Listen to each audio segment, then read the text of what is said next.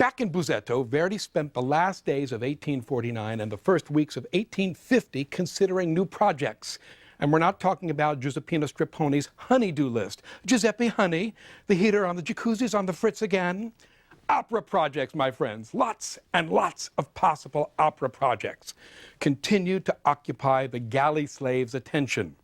Verdi drew up a list of possible operatic texts, and even a partial reading of his list reveals an extraordinary collection of literary masterworks, both old and new. At the top of the list were Shakespeare's King Lear, Hamlet, and The Tempest.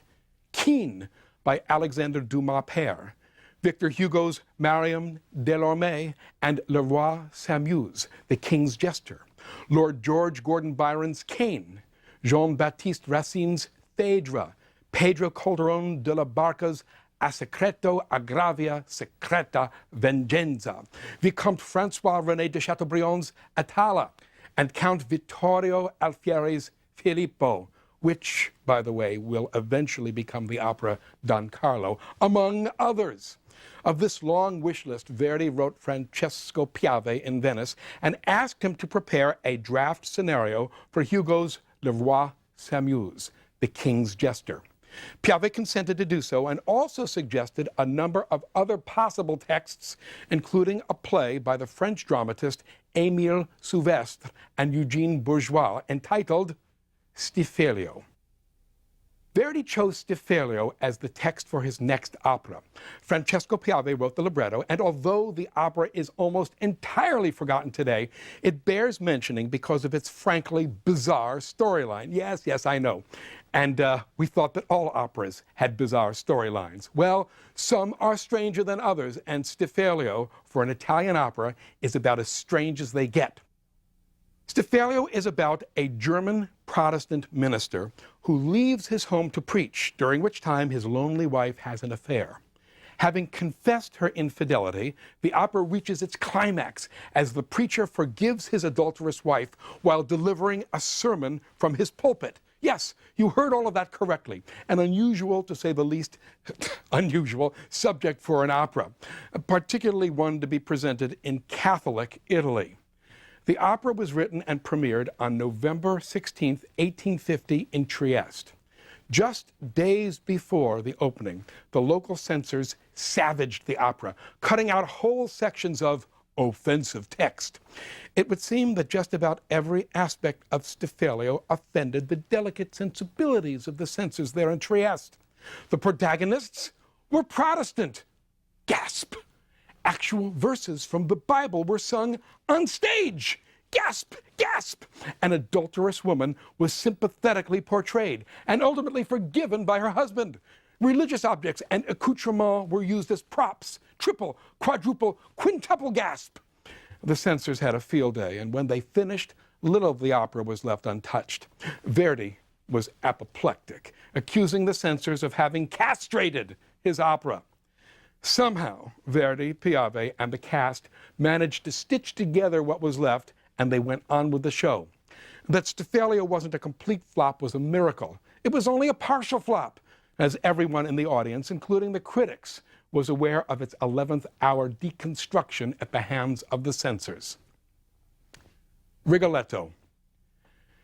Despite his unhappiness over what happened to Stiffelio, Verdi couldn't afford to sulk for very long. He had signed a contract to provide La Fenice in Venice with an opera to be premiered roughly 4 months after the Stiffelio debacle in Trieste. You want to talk about deadline pressure. A couple of minutes ago, we observed that before having composed and produced Stiffelio, Verdi had asked Francesco Piave to prepare a draft scenario of Victor Hugo's play, The King's Jester. It was this play that Verdi decided to set for La Fenice. The more he thought about it, the more excited Verdi became at the prospect of turning Hugo's play into an opera. Aware that the censors could very well put the nix on the entire project, Verdi rather urgently wrote to Piave in Venice, expressing his unalloyed enthusiasm for the project in no uncertain terms. We quote, "Oh, Le Roi s'amuse is the greatest plot and perhaps the greatest drama of modern times. And The Hunchback is a creation worthy of Shakespeare. It is a subject that cannot fail. You know that 6 years ago, when Mocenigo suggested Hernani to me, I exclaimed, "Yes, by God, that's the right one." Now, like a bolt of lightning, like an inspiration, I thought of Le Roi Samuel, and I said the same thing. "Yes, by God, that's the right one." Turn Venice upside down to make the censors permit this subject. As soon as you get this letter, get yourself 4 legs. Oh, we can assume that here Verdi is telling Piave to get on a horse. Get yourself 4 legs and run all over the city and try to find an influential person who can get you permission for Le Roi Samuel. Don't go to sleep. Get moving. Hurry, unquote. Now, aside from getting the play past the censors, there were other issues as well in its adaptation, starting with its title. Again, Verdi's correspondence with Piave on this matter is so passionate and so informative that we must read it in part, and we quote, "As for the title, if we cannot keep Le Roi Samuel, which would be perfect, the title has to be La Maledizione, the curse. The whole theme lies in that curse, which also becomes the moral. An unhappy father who weeps over his daughter's honor, which has been stolen, mocked by a court jester whom the father curses, and this curse strikes the jester in the most terrifying way. All this seems moral to me, and great, stupendously great. The whole theme lies in that curse," unquote. Verdi was right to be worried about the censors. His affection for outrageous stories is demonstrated perfectly by his selection of Le Roi Samuel. Hugo's play is a controversial tale about a French monarch, Francis I, who is portrayed as a lecher and a rapist. There is no hero in the story. Rather, the protagonist is a nasty, hunchbacked court jester whose own daughter, named Bianca in the play, is raped by his boss, King Francis. So what have we got? A king is shown as a rapist, and his antagonist is his court jester.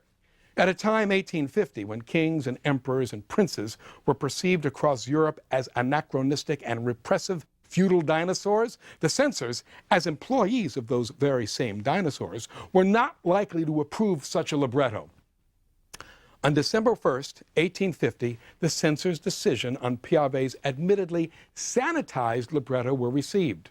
The verdict, sent in the name of His Excellency, the Senior Military Governor Cavalier de Guskowski, stated that His Excellency, quote, deplores the fact that the poet Piave and the famous Maestro Verdi did not know how to choose some other subject to display their talents, and chose instead such a repugnant example of immorality and obscene triviality as the plot of the libretto called La Maledizione, the curse. His Excellency has therefore found that he must absolutely prohibit this production and, at the same time, wants me to warn the directors of La Fenice not to insist further on this matter. Signed, Luigi Martello, Director of the Office of Public Order, unquote. Do not insist further on this matter? What? Were they kidding? This was Giuseppe Verdi, the authorities were dealing with right here, a man for whom the words "the authorities said no" was taken as an affront and a personal challenge. According to Verdi himself, the censor's decision made him, quote, go a little crazy, unquote. Now, we don't have the time to discuss in detail the incredible correspondence that went back and forth between Verdi, Piave, the directors of the Teatro La Fenice, and the censors. Verdi's rage, Piave's wheedling apologies, endless revisions suggested by the censor that Verdi rejected over and over again. Ultimately, it was Verdi's reputation, the sheer and extraordinary weight his name carried, and his absolute refusal to be cowed by the authorities that won the day. The censors, under tremendous pressure to find a workable solution, blinked first and agreed to a compromise that restored almost entirely all the scenes that they had originally deemed as unacceptable. On December 29, 1850, Verdi agreed to the following changes and provisos. 1. The location was changed from the court of France to a small, independent Italian state. No family names could be used. Thus, King Francis I of France becomes the Duke of Mantua. 2. Scenes involving the rape of Bianca, a character now called Gilda, would preserve the necessary decency, whatever that was supposed to mean. 3, various plot devices were to be altered so as not to offend public decency. 4, the opera was to be ready for production by March 1st of 1851. 5, the characters were to be given names appropriate to the location of the setting, and the opera itself was to be called Rigoletto. 6, the censors had right of approval over the final version of the libretto. With these compromises in hand, it was time to go to work. Verdi had roughly 6 weeks' time to compose and cast the opera, prepare and proofread the score and the parts, rehearse the singers, and stage the opera. Well, good luck, Signor Verdi. Costumes and sets would have to be designed and created on the fly. And still, Verdi had to worry about the censor's final decision on the final version of the libretto, a decision he knew he'd not likely receive until he'd composed most of the opera. Finally, in a letter from Piave dated January 26, 1851, Verdi got the good news. Quote, "Dear Verdi, sound the trumpets! Gloria in excelsis Deo! Alleluia! Alleluia!" At last, yesterday at 3 in the afternoon, the libretto of our Rigoletto was approved, having reached the directors of La Fenice safe and sound, with no broken bones and no amputations. Unquote. Verdi was justifiably relieved and about as ecstatic as he would ever allow himself to be. He wrote to Piave by return mail, and we quote Verdi, "Praise be to heaven! Rigoletto will go on, and we hope it will go well. I am happy about this. From the time you left here in December, you can't believe how much work I have done. I have only the final duet left. It is true that in recent days I have had such a terrible stomachache that I was afraid of being really ill. Goodbye to Rigoletto. I rested 3 days, and today I am fine." Unquote. Verdi finished the opera on February 5th, 1851. He told Piave to reserve rooms at the Hotel Europa on the Grand Canal on an upper floor so that he could get some air and sunshine, and arranged to have a grand piano delivered there as well. He arrived in Venice on February 19th, having traveled the last leg of the journey from Padua to Venice on the brand new railroad line, the 4th such line to be built in Italy. Verdi had 3 weeks to prepare Rigoletto for performance.